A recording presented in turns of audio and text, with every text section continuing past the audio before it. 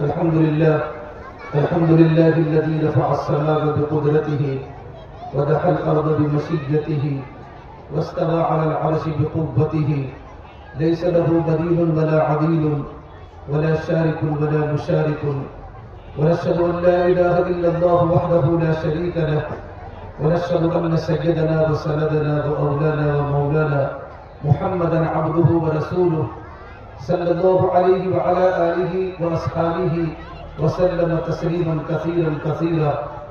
أما بعد فأعوذ بالله من الشيطان الرجيم. بسم الله الرحمن الرحيم. إنا نحن نزلنا الذكر وإنا له لحافظون.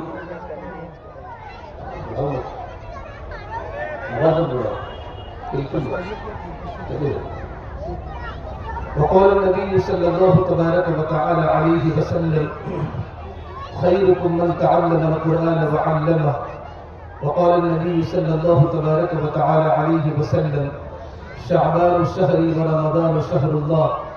أو كما قال النبي صلى الله تبارك وتعالى عليه وسلم.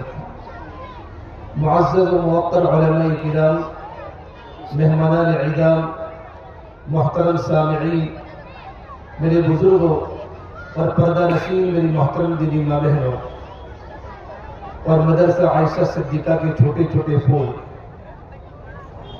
میرے بھائی، آج بہت بڑی خوشی کا دن ہے کہ ہمارا جو مدرسہ عائشہ صدیقہ رضی اللہ تعالیٰ ہے، اس مدرسے کے بچوں نے ہمارے سامنے بڑی جرأت کے ساتھ اور بڑی قوت کے ساتھ پروگرام کو پیش کیا.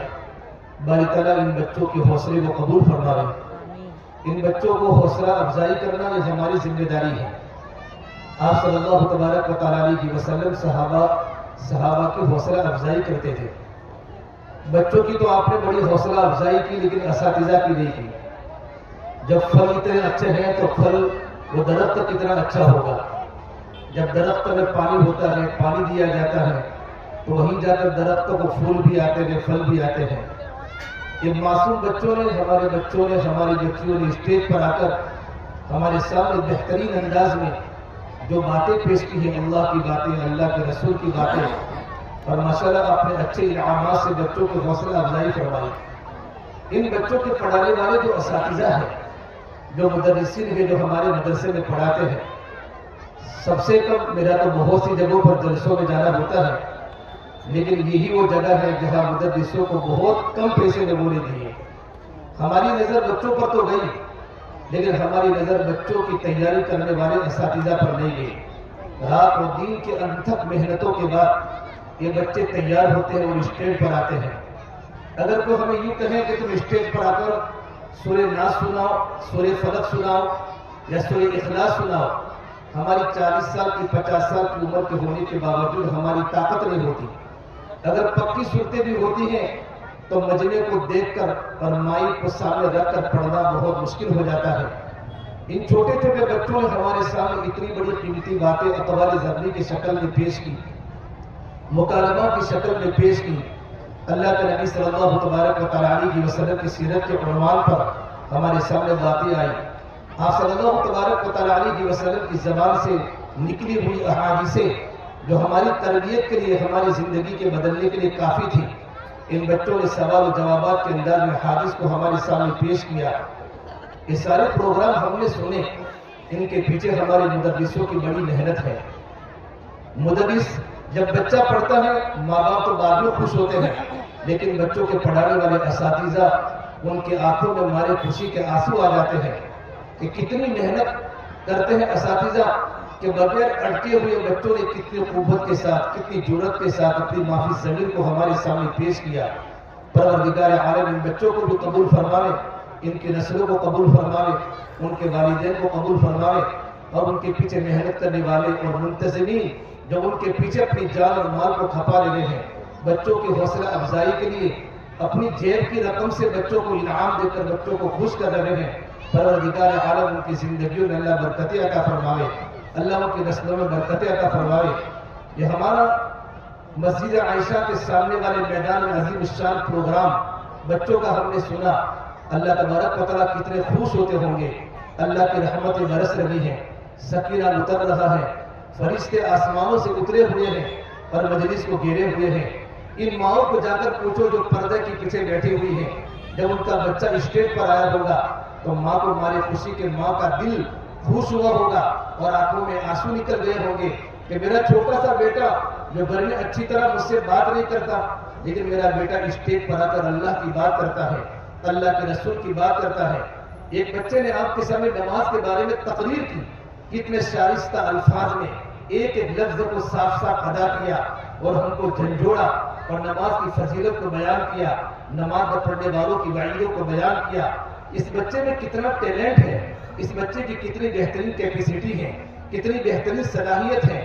یہ اساتذہ کی محنت کے ساتھ اگر ماں باپ کی توجہ ہوتی ہے اور ماں باپ کا اثر ہوتا ہے تو یہ بچے آگے جا کر مستقبل کے ہیرے بنتے ہیں اور لاکھوں انسانوں کی زندگی بدلنے کا ذریعہ بن جاتے ہیں۔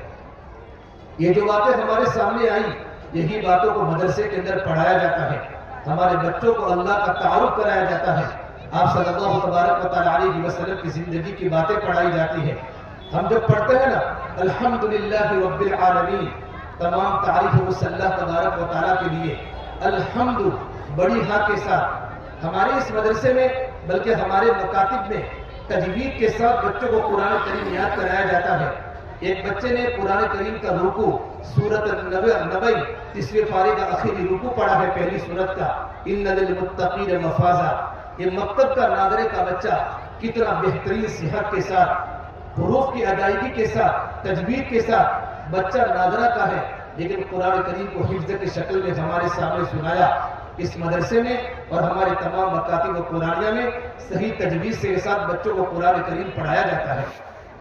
ہم پڑھتے الحمدللہ رب العالمین، معنی ہوتا ہے تمام تعریف اللہ تبارک و تعالیٰ کے لیے۔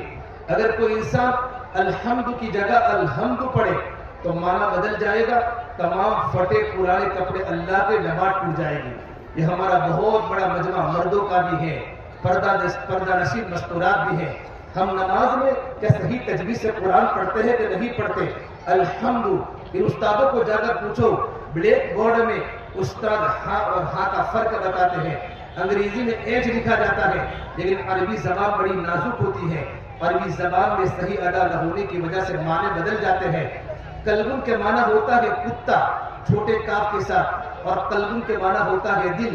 قرآن کریم کی ایک آیت ہے، ما کان لرجل من قلبین فی جوفہ، اللہ نے کسی انسان کی بوڑی میں دو دل نہیں بنائے۔ اگر کوئی ہم قلبن کی جگہ پر قلبن پڑھا، قرآن کریم کی تلاوت کر رہے ہیں، سورہ احزاب کی آیت پر پہنچے اور قلبن کی جگہ پر قلبن پڑھا تو ترجمہ یہ ہوگا کہ پروردگار عالم نے کسی انسان کی بوڑی میں دو کتے نہیں بنائے۔ قوف کی جگہ کاف پڑھا، نماز ٹوٹ گئی۔ تو کی جگہ تا پڑھا، نماز ٹوٹ گئی۔ ہاں کی جگہ ہاں پڑھا، نماز ٹوٹ گئی۔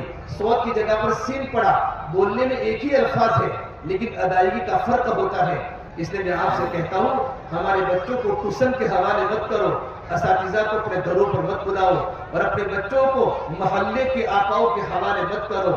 صحیح تجوید کے ساتھ جو قرآن کریم پڑھایا جاتا ہے، ان مدارس میں پڑھایا جاتا ہے، جہاں مستقل مکاتب ہیں، جہاں مستقل مدارس ہیں، جہاں بچوں کا امتحان ہوتا ہے، نگرانی کے ساتھ مدرسین پڑھاتے ہیں اور بچوں کے پیچھے سب کچھ کھپاتے ہیں۔ ایک ایک بچے کو سمجھاتے اساتذہ کے گلے بیٹھ جاتے ہیں، تب جا کر ہمارا بیٹا صحیح قرآن کریم پڑھتا ہے۔ اس لیے فرمایا اللہ کے نبی صلی اللہ تبارک و تعالی علیہ وسلم نے، رب قارئ للقرآن والقرآن یلعنہ، بہت سے قرآن کریم کے پڑھنے والے کہ قرآن کریم تو پڑھتے ہیں لیکن قرآن کریم ان پر لعنت بھیجتا ہے۔ وہی لوگ ہیں کہ قرآن کریم کی تلاوت کر رہے ہیں، رمضان کا مبارک مہینہ ہے، قرآن کریم کی تلاوت کا مہینہ ہے، قرآن کریم کے نزول کا مہینہ ہے، ہر ایک کی تمنا ہوتی ہے کہ قرآن کریم کی تلاوت کرو، لیکن قرآن کریم کو صحیح تجوید سے نہ پڑھنے کی بنیاد پر بہت سے قرآن کریم پڑھنے والے قرآن کریم کی تلاوت کے بعد قرآن ان پر لعنت بھیجتا ہے۔ وہ اللہ کا بندہ قرآن پڑھتے پڑھتے بھی اللہ کی رحمت سے دور ہو جاتا ہے۔ ہمیں قرآن کریم کو سیکھنا چاہیے۔ حضرت عمر بن خطاب فرماتے ہیں، فرما اللہ کے نبی صلی اللہ تبارک و تعالی علیہ وسلم نے، ان اللہ یرفع بهذا الكتاب اقواما ويدع به آخرین۔ یہ رسول کی روایت ہے کہ پروردگار عالم اس قرآن پاک کے ذریعے بہت سی قوموں کی تقدیر کو چمکاتے ہیں، اور اللہ تبارک و تعالیٰ اس قرآن کی کریم کے ذریعے انسانوں کو نیچے اتارتے ہیں، زوال پر لاتے ہیں، ان کی زندگیاں برباد ہو جاتی ہیں، اللہ کی رحمت سے دور ہو جاتی ہیں قرآن کریم کو صحیح نہ پڑھنے کی وجہ سے۔ اسے میرے بھائیو، یہ ہمارے چھوٹے چھوٹے پھول، جو بچیاں کتنی بہترین برقعے میں دکھ رہی ہیں، ہمارے چھوٹے چھوٹے بچے اس انجمن کے پھول سفید لباس سے ملبوس ہے جیسے فرشتوں کا مجمع ہو۔ یہی بچے جب گھر پر آتے ہیں سب سے پہلے ماں بولتے بیٹا سر سے ٹوپی اتار، مدرسے کا لباس اتار، کہ یہ مدرسے کا لباس ہے، یہ تو محمد عربی صلی اللہ تبارک و تعالیٰ علیہ وسلم کے سنتوں کے قریب والا لباس ہے، جو بزرگوں کا لباس ہے، جو اللہ کے نیک بندوں کا لباس ہے، جو ولیوں کا لباس ہے۔ لیکن ماں کو اپنے بیٹے کی ٹوپی پسند نہیں، اور ماں کو اپنے بیٹے کا کرتا پسند نہیں، ماں کو اپنے بیٹے کا پائجامہ پسند نہیں۔ اس لیے فرما اللہ کے نبی صلی اللہ تبارک و تعالیٰ علیہ وسلم نے کل مولود یولد علی الفطرہ، دنیا میں ہر بچہ جو پیدا ہوتا ہے وہ فطرت ایمان پر پیدا ہوتا ہے۔ پیدا ہونے والے بچے کی فطرت ایمان والی ہوتی ہے، اسلام والی ہوتی ہے، لیکن گھر کا ماحول بچے کو برباد کرتا ہے۔ اللہ کے نبی نے فرمایا صلی اللہ تبارک و تعالیٰ علیہ وسلم نے فَأَبَوَاهُ يُهَوِّدَانِهِ وَيُنَصِّرَانِهِ وَيُمَجِّسَانِهِ، اگر ماں باپ یہودی ہیں تو بیٹا یہودی بنتا ہے، ماں باپ عیسائی ہیں تو بیٹا نصرانی بنتا ہے، اور ماں باپ مجوسی ہیں تو بیٹا مجوسی بنتا ہے۔ لیکن ماں باپ مسلمان ہیں، لیکن صرف نام کے مسلمان ہیں، نہ باپ کو اسلام کا پتہ ہے نہ ماں کو اسلام کا پتہ ہے، صرف زبان پر لا الہ الا اللہ محمد رسول اللہ صلی اللہ علیہ وسلم ہے، لیکن ماں پڑھی ہوئی نہیں، اسلامی تعلیمات سے دور ہے، گھروں میں تعلیم کے حلقے نہیں ہوتے، جہاں مستورات کے مدرسے چلتے ہیں وہاں ہماری بڑی عورتیں مستورات کے مدارس میں جا کر اپنے قرآن کریم کو صحیح نہیں کرتی، اپنی ضروریات کا دین نہیں سیکھتی، اللہ تعالیٰ کی محبت کو اپنے دل میں نہیں اتارتی۔ ان گھروں کے اندر جب ماں باپ کی زندگی میں دین نہیں ہوتا تو ماں باپ کی غلط زندگی کا اثر اولاد کی زندگی پر ہوتا ہے۔ یہی چھوٹے چھوٹے بیٹے جب مدرسے میں 12-13 سال کے بعد جب یہاں سے گھر پر روانہ ہو جائیں گے، یہی بچہ یہ فتح والوں کے کہنا کے لڑکوں کی طرح پھٹے ہوئے پینٹ پہن کر اور الٹے سلٹے بال کاٹ کر جب مسجد کے آگے سے گزرتا ہے، جب استاد کی نظر پڑتی ہے، یہی وہ لڑکا تھا جو میرے پاس قرآن پڑھتا تھا، یہی وہ بچہ تھا جو اسٹیج پر آ کر اللہ کے نبی کی سیرت کی تقریر کرنے والا، آج اس کے بال دیکھو نبی کی زندگی کے خلاف ہے، اس کا لباس نبی کی سنت کے خلاف ہے، نبی کے طریقے کے خلاف ہے، اس کا چلنے کا طریقہ، اس کا بولنے کا طریقہ اوباش بدمعاش ایام لڑکوں کی طرح ہو چکا ہے۔ اس وقت اساتذہ کی آنکھوں میں پانی آ جاتا ہے کہ ہماری محنت بیکار گئی، ہم نے بچوں کے پیچھے کتنی تنتور محنت کی تھی، مجاہدہ برداشت کیا تھا، لیکن ماں باپ کے صحیح تربیت نہ ہونے کی وجہ سے بچوں کی زندگیاں برباد ہو گئی۔ اس لیے میرے بھائیوں میرے محترم میری ماں بہنوں، ہماری ذمہ داری ہے اپنے بچوں کو دیندار بنانا، اپنے بچوں کی صحیح تربیت کرنا۔ فرما اللہ کے نبی صلی اللہ تبارک و تعالیٰ علیہ وسلم نے کہ ماں باپ پر اولاد کے 3 حقوق ہیں۔ سب سے پہلا حق یہ ہوتا ہے جب بچہ پیدا ہو جاوے تو بچے کا اچھا نام رکھے، بچے کا اچھا نام رکھنا یہ ماں باپ کی ذمہ داری ہے۔ ایسے نام رکھے جو صحابہ کے نام ہو، انبیاء کے نام ہو، جن ناموں کے ترجمے اچھے ہو، جن ناموں کے معنی اچھے ہو۔ سعید بن مسیب فرماتے رحمۃ اللہ علیہ، بہت بڑے عالم، بہت بڑے بزرگ گزرے تابعین کے سردار، کہ میرے ابا اللہ کے نبی کی خدمت میں گئے تو اللہ کے نبی صلی اللہ تبارک و تعالیٰ عنہ نے پوچھا تمہارا نام کیا ہے؟ کہ میرا نام حزن ہے۔ حزن کے معنی ہوتا ہے غمگین، پریشان۔ تو میرے نبی نے فرمایا آپ اپنا نام بدل دو کہ نام کا اثر زندگی پر پڑتا ہے۔ تو کہا یا رسول اللہ میں اپنا نام، میرے ابا نے میرا نام رکھا ہے تو ابا کا نام رکھا ہوا میں بدل نہیں سکتا۔ سعید بن مسیب فرماتے ہیں جب تک میرے والد دنیا میں زندہ رہے ہمارے گھروں میں پریشانیاں بڑھتی رہی، ہمارے گھروں میں مصیبتیں بڑھتی رہی۔ جس دن میرے ابا دنیا سے گئے ہیں تب جا کر ہمارے گھروں میں خوشی کا چراغ جلا ہے۔ ان ناموں کا زندگی پر اثر پڑتا ہے۔ ماں باپ کی ذمہ داری اپنے بیٹوں کے اچھے نام رکھے۔ نمبر 2 ماں باپ کی ذمہ داری ہے اپنے بچوں کو دینی تعلیم دلاوے، اپنے بچوں کو اللہ کی معرفت سکھاوے، اللہ کے نبی صلی اللہ تبارک و تعالیٰ علیہ وسلم کی تعلیم سکھاوے، اور اپنے بیٹوں کا اکرام کرو، نبی کی محبت سکھاؤ، اہل بیت کی محبت سکھاؤ، قرآن کریم سکھاؤ، یہ ماں باپ کی ذمہ داری ہے بچوں کو تعلیم دینا اور بچوں کی بہترین تربیت کرنا۔ قرآن کریم میں اللہ تبارک و تعالیٰ فرماتے ہیں یا ایھا الذین آمنوا قوا انفسکم واہلیکم نارا وقودھا الناس والحجارہ، ایمان والو اپنے آپ کو اپنے گھر والوں کو جہنم کی آگ سے بچاؤ جس کا ایندھن انسان اور پتھر ہوگا۔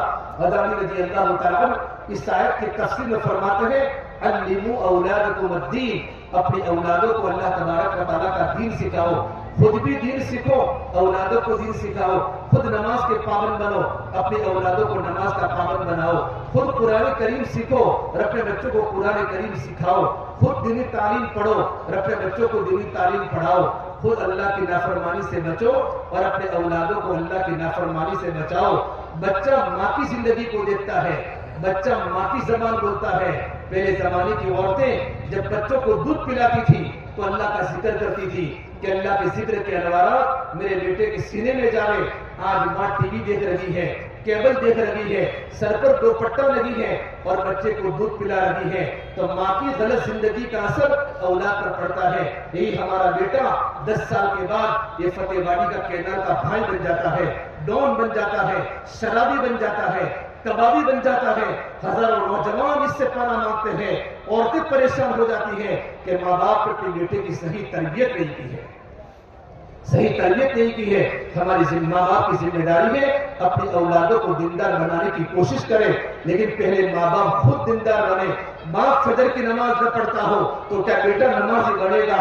ماں بستر کو آباد کرتی ہو اور باپ بستر کو آباد کرتا ہو، ہمارے بیٹے نمازی نہیں بنیں گے۔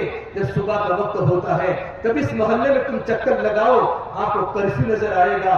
کہاں کے وہ نوجوان جو راتوں کو فتح وادی کو آباد کرتے ہیں، 2 بجے تک ایکٹیوا پر بیٹھ کر اپنی زندگی کو برباد کرتے ہیں، جب فجر کا وقت ہوتا ہے تو میرے بھائیوں سب سو جاتے ہیں۔ جب اللہ کے نیک بندوں کے اٹھنے کا وقت ہوتا ہے، اللہ کے نیک بندے نوجوانوں کے اٹھنے کا وقت ہوتا ہے تو وہ سو جاتے ہیں۔ تتجافى جنوبهم عن المضاجع يدعون ربهم خوفا وطمعا ومما رزقناهم ينفقون۔ کہاں گئے وہ نوجوان جن کے پہلو بستروں سے جدا رہتے تھے اور اللہ تبارک و تعالیٰ کو پکارتے تھے، ڈرتے ہوئے بھی اور اللہ سے امید کرتے ہوئے بھی۔ امام غزالی کے واقعہ احیاء القلوب میں نقل کیا ہے کہ سہل ابن عبداللہ تستری رحمت اللہ علیہ، ان کے ماموں عبداللہ ابن بسر صبح تہجد کی نماز پڑھا کرتے تھے، تو ان کا بھانجا سہل ابن عبداللہ تستری جب ماموں کو دیکھتا کہ ماموں تہجد کی نماز پڑھتے ہیں تو دیکھا کہ میرا چھوٹا سا بھانجا بھی تہجد میں اٹھ رہا ہے، تو صبح تہجد کے وقت اپنے بھانجے کو بتاتے ہیں بیٹا جب رات کو سونے کا وقت ہو تو سوتے وقت 3 کلمات پڑھا کرو، اللہ ناظری، اللہ مجھے دیکھ رہا ہے، اللہ معی، اللہ تبارک و تعالیٰ میرے ساتھ ہے، اللہ شاہدی، اللہ تعالیٰ میری ہر چیز کا گواہ ہے۔ بیٹا ایک کلمہ 7 مرتبہ پڑھا کرو۔ یہ چھوٹا سا بیٹا 7 مرتبہ ایک کلمات رات کو پڑھ کر سوتا تھا، اللہ میرے ساتھ ہے، اللہ پاک مجھے دیکھ رہے ہیں، میری نیکیاں اللہ تبارک و تعالیٰ لکھ رہے ہیں، میرے گناہوں کو آسمانوں پر لکھا جا رہا ہے۔ ایک بار ماموں نے پوچھا بیٹا آپ اتنی مرتبہ پڑھتے ہو کہ 7 مرتبہ، کہ 11 مرتبہ پڑھو، پھر 20 مرتبہ پڑھایا۔ اتنا چھوٹا سا بیٹا دل میں اللہ کا اتنا خوف پیدا ہو گیا۔ سہل بن عبداللہ تستری فرماتے ہیں بھرپور جوانی کے باوجود بھی میرے دل میں اس بات کا ڈر ہوتا تھا کہ میرا اللہ مجھے دیکھ رہا ہے، میرا اللہ مجھے دیکھ رہا ہے، مجھے گناہ کرنے کا موقع نہیں آیا، میرے زندگی میں کسی کی غیبت نہیں کی، میں نے کبھی زندگی میں بدنظری نہیں کی۔ یہ بچوں کی تربیت کا انداز ہوتا ہے۔ آج تو ماں اپنے بچے کو ڈراتی ہے، بیٹا چوروں سے ڈراتی ہے، ڈاکو سے ڈراتی ہے، دنیا کی مخلوق سے ڈراتی ہے۔ ہماری اولاد کے دل میں اللہ تبارک و تعالیٰ کا ڈر پیدا کرے، ہمارے بیٹوں کے دل میں قرآن کی محبت ڈالے، اللہ تبارک و تعالیٰ کی محبت ڈالے۔ افغانستان کے بادشاہ امیر دوست بہت بڑے بادشاہ گزرے ہیں، مالدار بھی تھے، بادشاہ بھی تھے، دیندار بھی تھے۔ افغانستان پر کسی ملک نے حملہ کر لیا، اس وقت انہوں نے بیگم کو آ کر کہا کہ بیگم صاحبہ ہمارے ملک پر کسی بادشاہ نے چڑھائی کی ہے، ہمارا ملک کمزور ہو جائے گا۔ تو بیوی نے پوچھا تم نے کیا کیا؟ کہ میں نے اپنے بیٹے شہزادے کو فوج لے کر لڑنے کے لیے بھیجا ہے۔ کچھ دنوں کے بعد پھر بیگم صاحبہ کو کہا ایک بہت افسوس کی خبر لے کر گھر میں آیا ہوں کہ میرا بیٹا شکست کھا کر گھر پر آ رہا ہے، میرے بیٹے نے ہتھیار ڈال دیے ہیں، میرا بیٹا ہار کر آ رہا ہے۔ بیگم صاحبہ نے کہا میرا بیٹا شہید تو ہو سکتا ہے، میرا بیٹا گردن تو کٹا سکتا ہے، میرا بیٹا ہار نہیں مان سکتا، شکست کھا نہیں سکتا۔ تو بادشاہ نے کہا بیگم صاحبہ یہ تو خفیہ ایجنسی والوں نے خبر دی ہے، رپورٹ آئی ہے، پکی بات ہے ہمارا بیٹا ہار کر آیا ہے۔ لیکن بیگم صاحبہ نے کہا نہیں، میرا بیٹا ہار کر نہیں آ سکتا، رپورٹ غلط ہے، پرچے میں آنے والی بات غلط ہے، خبر پہنچانے والا آپ کو جھوٹ بات پہنچانی ہے۔ انہوں نے سوچا چلو عورت میری بات نہیں مانتی، عام طور عورتوں کو بات ماننے کی عادت نہیں ہوتی، یوں کر کے وہ چلے گئے۔ کچھ مدت کے بعد، کچھ دنوں کے بعد خبر آئی کہ ہار کر نہیں آ رہا بلکہ فتح کے جھنڈے گاڑ کر آ رہا ہے، فتح کے شامیانے کر کے آ رہا ہے اور اپنے ملک کا نام روشن کر کے آ رہا ہے۔ اپنی بیگم صاحبہ سے پوچھا ارے بیگم صاحبہ تو نے کس یقین سے بات کہہ دی کہ میرا بیٹا گردن تو کٹا سکتا ہے لیکن میرا بیٹا شکست نہیں کھا سکتا، میرا بیٹا ہار نہیں سکتا؟ تو کہا یہ تو راز کی باتیں میں آپ کو نہیں بتا سکتی۔ تو میرے دوست افغانستان کے بادشاہ نے اپنی ملکہ اپنی بیگم صاحبہ سے کہا میں تیرا شوہر ہوں، اگر تم مجھے راز کی بات نہیں بتائے گی تو کس کو بتائے گی؟ تو پھر کہا جب میرا بیٹا میرے پیٹ میں تھا اللہ گواہ ہے اللہ کی قسم میں تمہارے بیت المال میں سے تمہارے خزانے میں سے ایک روٹی کا ٹکڑا میں نے نہیں کھایا، مشتب مال داؤد فل مال کا لقمہ میں نے میرے پیٹ میں نہیں ڈالا تاکہ میری آنے والی اولاد نیک بنے۔ میں نے حلال غذا کھائی ہے، میں نے محنت کی ہے، میں نے مزدوری کر کے جو رقم آتی تھی اس رقم سے روٹی بنا کر اپنے پیٹ میں ڈالا کرتی تھی۔ مشتب مال داؤد مال میں نے نہیں کھایا۔ جب میرا بیٹا پیدا ہوا، جب میرا بچہ روتا تھا تو جب میرا بیٹا دودھ پینے کے لیے روتا تھا تو میں وضو کرتی تھی، وضو کر کے 2 رکعت نفل پڑھتی تھی۔ میں کسی مولانا کی گھر کی کارگزاری نہیں سنا رہا، افغانستان کے بادشاہ کی بیوی کی کارگزاری سنا رہا ہوں کہ جب میرا بیٹا روتا تھا میں وضو کرتی تھی، وضو کر کے میں 2 رکعت نماز پڑھتی تھی اور 2 رکعت کے نماز پڑھنے کے بعد اپنے بچے کو دودھ پلایا ہے۔ 2 سال تک اپنے بیٹے کو دودھ پلایا۔ ان محنتوں کے ساتھ میں نے اپنے بیٹے کو پالا ہو تو میرے بیٹے میں ایمانی صفات پیدا ہو، میرے بیٹے میں اللہ کی محبت کی صفات پیدا ہو، میرا بیٹا بزدل نہیں ہو سکتا، میرا بیٹا بہادر بن سکتا ہے۔ ان مشقتوں کے ساتھ حلال روزی کے ساتھ اپنے بیٹے کی تربیت کی ہو تو میرا بیٹا گردن تو کٹا سکتا ہے، میرا بیٹا ہار نہیں سکتا۔ یہ ماؤں کی تربیت کا اثر تھا۔ ماں باپ کی ذمہ داری ہے اپنے اولادوں کو دیندار بناؤ۔ رمضان کا مبارک مہینہ آ رہا ہے، یہ ہمارا مدرسہ ہے، رمضان کے پہلے ہم رمضان کی تیاری کریں۔ فرما اللہ کے نبی صلی اللہ تبارک و تعالیٰ علیہ وسلم نے شعبان شہری، شعبان میرا مہینہ ہے، رمضان اللہ تبارک و تعالیٰ کا مہینہ ہے۔ ایسے مبارک مہینے کے آنے کے پہلے اور اس مبارک جلسے کے پروگرام کے ذریعے اپنی زندگی کو بدلنے کی کوشش کریں، اپنے دل کے تاروں کو جھنجھوڑیں۔ دنیا میں آنے کا میرا مقصد صرف کھانا پینا مقصود نہیں ہے، ایک اللہ کو راضی کرنا مقصود ہے کہ پروردگار عالم راضی ہو جائے اور ماں اپنی زندگی کو بدلے۔ ماں کی زندگی کا اثر اولاد پر پڑتا ہے۔ یہ چھوٹی بچیاں اس وقت پردے میں رہے گی جب ماں پردے میں رہے گی، یہ ہمارے چھوٹے لڑکے سنت لباس اس وقت پہنیں گے کیونکہ ان کے ابا کی زندگی میں اللہ تبارک و تعالیٰ کا دین ہوگا۔ ماں باپ جھوٹ بولتے تو بیٹا جھوٹ بولتا ہے، ماں باپ اللہ کی نافرمانی کرتی ہے، اولاد اللہ کی نافرمانی کرتی ہے۔ وہی سیدنا عبدالقادر جیلانی رحمۃ اللہ علیہ، سب کو یہ واقعے کا پتہ ہے، 18 سال اپنے وطن میں رہے اور مکتب میں علم کو حاصل کیا۔ 18 سال کے بعد جب پہنچے بغداد علم کو حاصل کرنے کے لیے، ماں کو اپنے بیٹے سے بڑی محبت تھی۔ جب ماں نے اپنے بیٹے کو روانہ کیا ایک قافلے کے ساتھ کہ بیٹا بغداد جانا ہے، اللہ کی معرفت کو حاصل کرنا ہے، اللہ کے نبی کی محبت کو دل میں اتارنا ہے، ماں نے اپنے بیٹے کو روانہ کیا۔ اس زمانے میں پیدل سفر ہوتے تھے، چوروں کا خطرہ ہوتا تھا، ڈاکو کا خطرہ ہوتا تھا اور ماں نے اپنے بیٹے کی لکھا میرے بیٹے 40 سونے کے سکے ماں نے اپنے بیٹے کی آستین کے نیچے سی لیے، کہا بیٹا یہ تمہارے پورے سال کا راشن ہے، سال پورا ہونے کے بعد گھر پر واپس آنا۔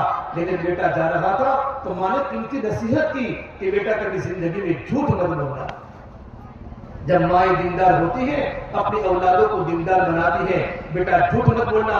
یہ قافلہ چلتا چلتا چلتا بغداد جا رہا تھا، پہاڑی علاقوں میں ڈاکو نے پورے قافلے کو پکڑ لیا، پورے قافلے کے سامان کو لوٹ لیا۔ ایک چور آیا اور سیدنا عبدالقادر جیلانی کو پکڑا، کہا تمہارے پاس کچھ ہے؟ کہ میرے پاس 40 اشرفیہ ہے، 40 سونے کے سکے ہیں۔ وہ چور یوں سمجھا یہ تو ایسے ہی کہتا ہوگا۔ کہ دوسرا چور آیا، اس نے پوچھا تمہارے پاس کچھ ہے؟ کہ میرے پاس 40 اشرفیہ ہے۔ اس نے بھی ان کو کچھ نہیں کہا۔ جب ڈاکو کے سردار کے پاس پورا قافلہ پہنچا تو ڈاکو کے سردار نے دیکھا یہ بچہ کون ہے، اس کو بلا کر پوچھا بیٹا تمہارے پاس کچھ ہے؟ کہ میرے پاس 40 اشرفیاں ہیں۔ پھر اپنے آستین کو اونچا کر کے 40 اشرفیوں کو نکال کے بتایا۔ تو بادشاہ نے کہا بیٹا ہم تو چور ہیں، تم کو پتا ہے ہم تو چوری کرتے ہیں، ہم تو پیسوں کو لوٹتے ہیں، اگر تم ہمیں نہ بتاتے تو ہمیں پتا نہ چلتا۔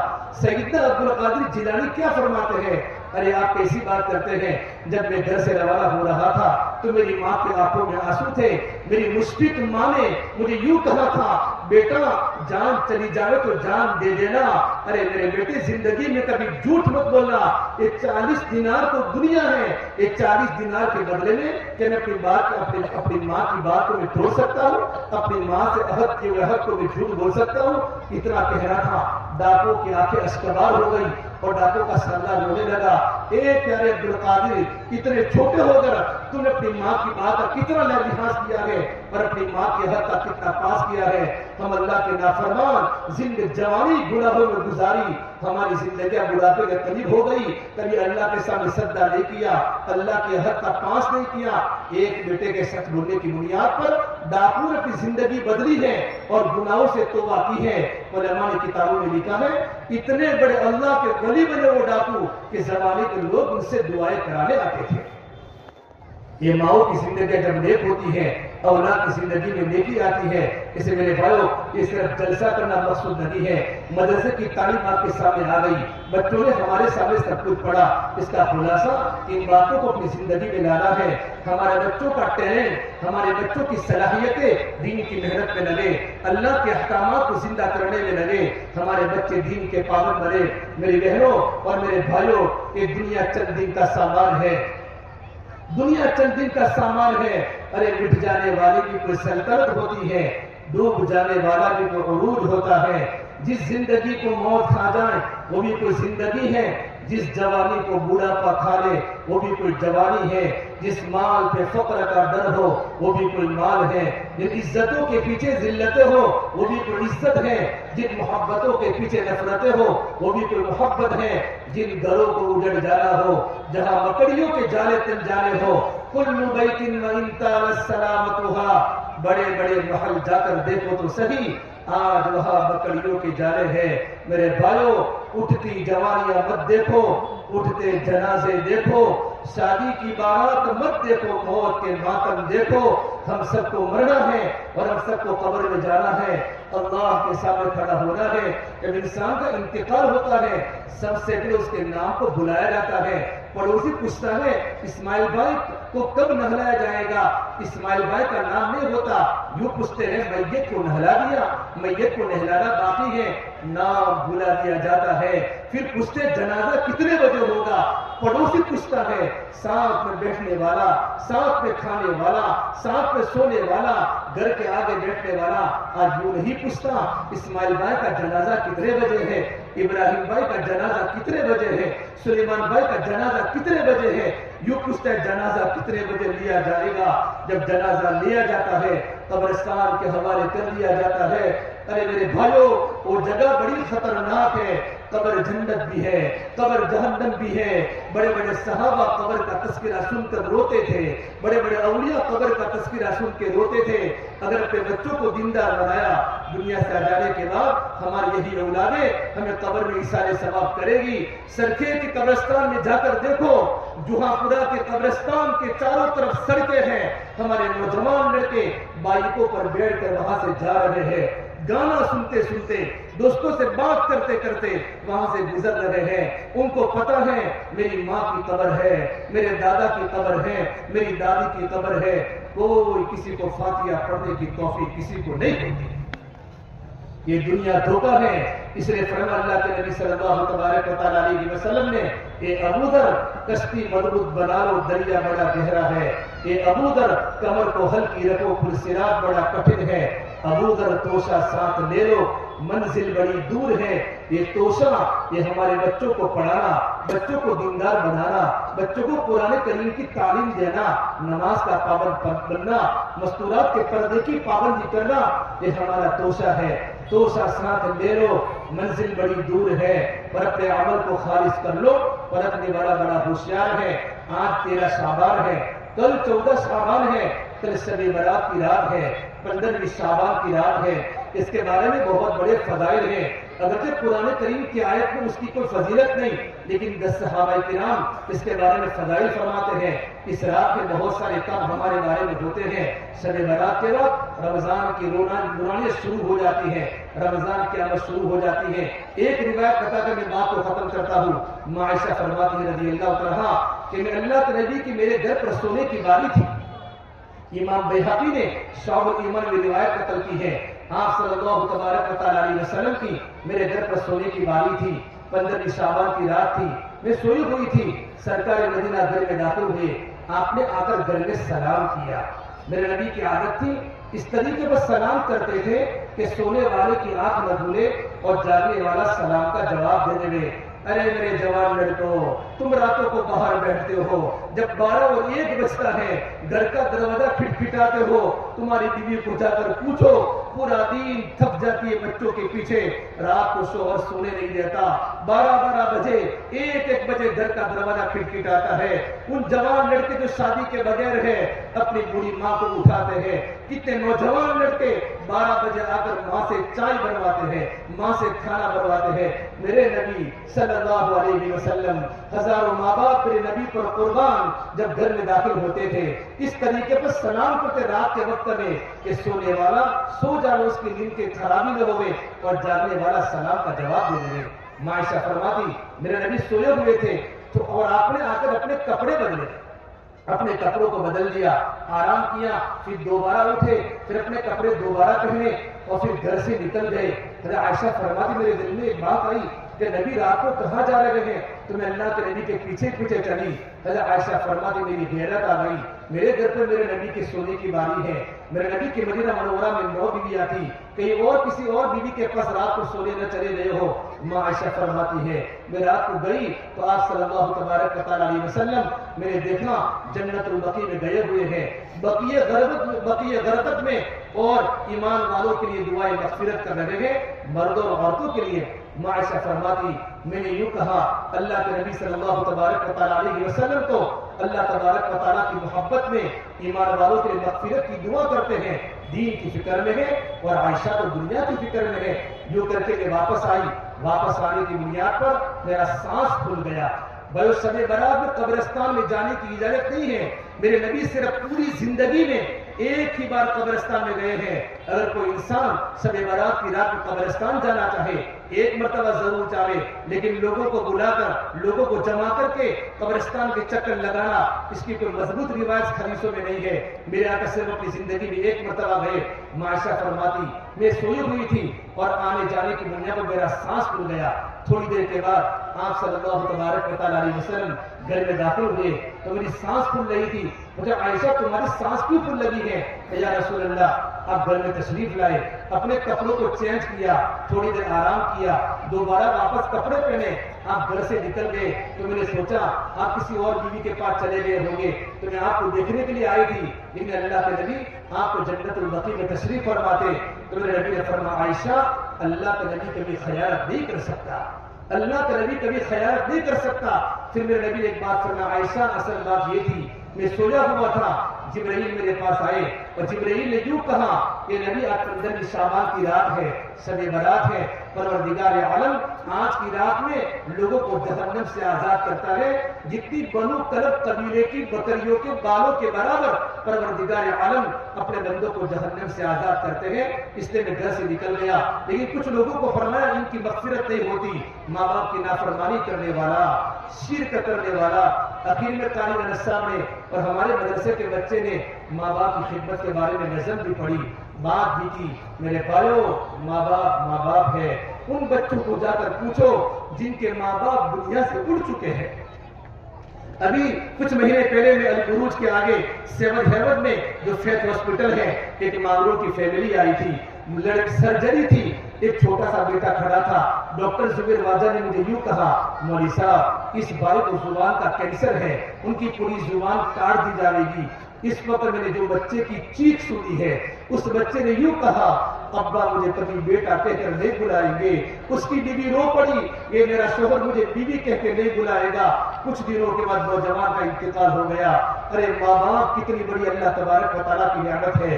امام شافعی جب رات کا وقت ہوتا تھا اپنی بوڑھی ماں کے پاس آتے تھے اور اپنی ماں کے پیروں کو چومتے تھے تو ماں فرماتی بیٹے انت امام العربی والعجم، تو عرب کا امام عجم کا امام، اے میرے بیٹے تو میرے پیروں کو چومتا ہے، تیرا سٹیٹس کتنا بڑا، تیرا مقام کتنا بڑا۔ امام شافعی فرماتے ماں میں تمہارے پیروں کو نہیں چومتا، میں تو جنت کی نعمتوں کو چوم رہا ہوں، میں تو جنت کی نعمتوں کو چاٹ رہا ہوں کہ میری ماں کے پیروں کے نیچے تو جنت ہے۔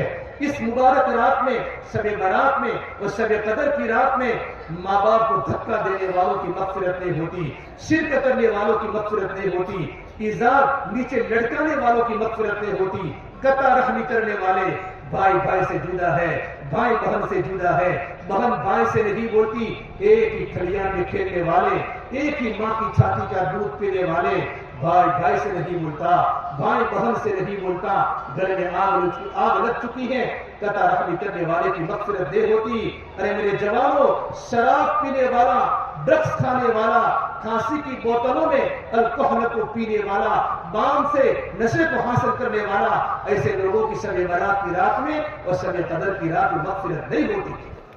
اس سے میرے بھائیو پھر میرے نبی نے فرمایا عائشہ اگر تیری اجازت ہے تو میں نفل نماز پڑھوں؟